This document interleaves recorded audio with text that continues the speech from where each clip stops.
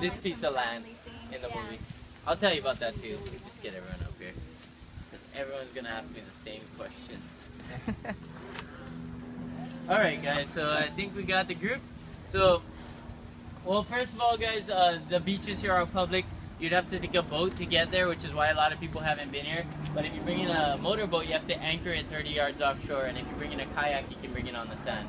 There's 3 more bays around the left-hand side that you can't see from here, and there's 4 houses that aren't really fancy. But in the oldest house, they have a guest book with the signature of Jackie Onassis. They said that when she was trying to escape the media, she came and stayed here.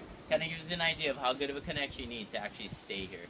But as a ranch, they're almost self-sufficient. They pump water out of their ground, generators and solar panels for electricity. If you've seen a PVC pipe coming over, it's just a telephone wire. Other than that, you've probably all seen this place before, in your dreams or in a movie. 4 movies. Any guesses? You got The Descendants already. Yep. Okay, well, we'll talk about that first, guys. So, the reason why I was trying to tell you the real-life story of the place is because the movie storyline from The Descendants sounds pretty similar to the real-life story. But there's some big differences. Like in the movie, George Clooney was driving out to the North Shore. He took a turn off a Kalia beach, went down a dirt road, and all of a sudden he's standing right there on the grass. So that's a complete opposite side of the island. It's kind of hop here. In the movie, this is supposed to be 25,000 acres, and in real life, it's 1,800 acres. In the movie, the family was talking about selling the land. In real life, it can't be sold. It's going to the state. And in the movie, the guy's wife was cheating on him, and I don't know if that all really happened. So, but that's The Descendants. For those of you that didn't watch that movie, the whole movie is plotted around this piece of land being sold in the movie. Oh, and the guy's wife was cheating on him. That was the drama. So, but that was our most recent movie. There was 3 more movies here, and 2 of them have pirates. Oh. Nope. 6 days and 7 nights with Anne Heche and Harrison Ford did have actually a couple pirates chasing him through the ocean. But this is the beach where Harrison Ford and Anne Heche crash land in a plane on the beach. So I don't know what the deal is with Harrison Ford and planes, but that's his, he likes it, I guess. So in the movie, they spend the night, him and Anne Heche, they eat a peacock, and they jump off a cliff later on. That was actually Shipwreck's Cliff out by the Hyatt Hotel. But just so you know how much they went through for that movie, they planted 30 coconut trees down here on the beach just for the movie, and then they took them away when the movie was done.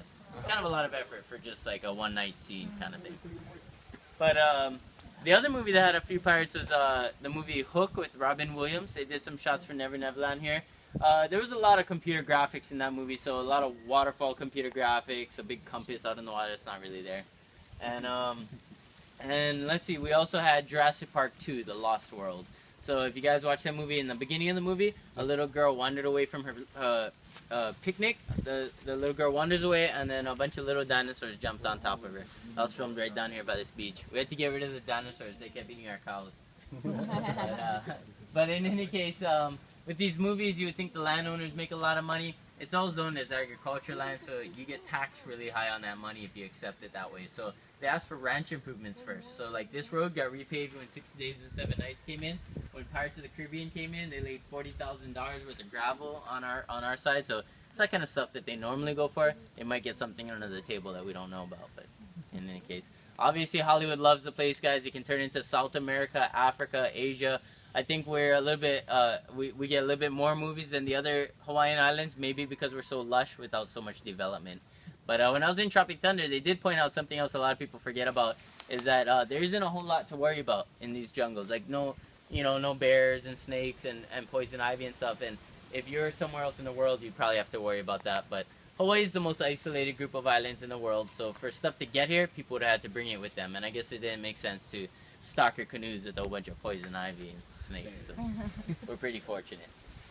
But that right there, guys, is my favorite beach on the whole island. I surf, fish, hunt all over the place, and this is my ideal Hawaii right here. Just, good surf sometimes, good fishing, snorkeling, seashells on the seashore, goats and pigs all over the mountain.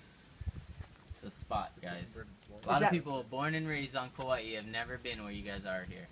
Is that where a lot of the boats, if you take the boat tours, most of the boat tours take you Napali side, Napali coast. Yeah, this is the other side of the island. But a lot of people wondering what's going to happen in the future for this place. We really don't have any solid leads on that. But there's bird sanctuary down here and turtles nests on the beach. So that's 2 environmental groups that are actually looking after the place. So I don't know if development's gonna be able to happen here anyway. But we're also surrounded by private property, so anyone who wants to bring traffic in here still has to deal with another landowner. And they found some burials down here, and that part of things will make it really hard to build on. So when they found some bones and stuff, it's suggested that some of those bones are from Kamehameha's warriors. I'm not sure if you guys heard too much about that king, but he was the only Hawaiian king to unite the islands. He was from the Big Island, and he took over every island by force except Kauai and Niihau. He had a couple attempts, however, on this island. He just wasn't able to succeed. The king of this island realized that we didn't have as many warriors, and those incidences were sort of fluke events, and that they were probably going to come in again. And he ended up giving the island over to save more people from dying. But on one of the attempts, it was said around 6,000 men were coming in off of this point. This is Kavelikoa Point, so it points straight to Oahu. And it said that they got hit by a storm a couple miles offshore and supposedly called a retreat, but some of the men had come in anyway, and the Kauai warriors are waiting here for him. They say Kamehameha himself never set foot on Kauai, and he's the only king in the United States that has a holiday celebrating a monarch, which is June 11th. So, in any case, guys, if you're wondering when all that happened, that was at the end of the 1700s. I wasn't alive. But yeah, so we're facing south. Around the corner eventually would be Mahaloepu and then shipwrecks and Poipu area. And around this way would be Nawiliwili Harbor. So check out a map. You can look for Kipu Kai and Kavelikoa Point. But get your pictures, guys. There's pictures of Waikiki from 90 years ago that look kind of close to this kind of stuff. Say hi, Marie. Hi, Marie. Hi, Marie. Helmet hair. Guys,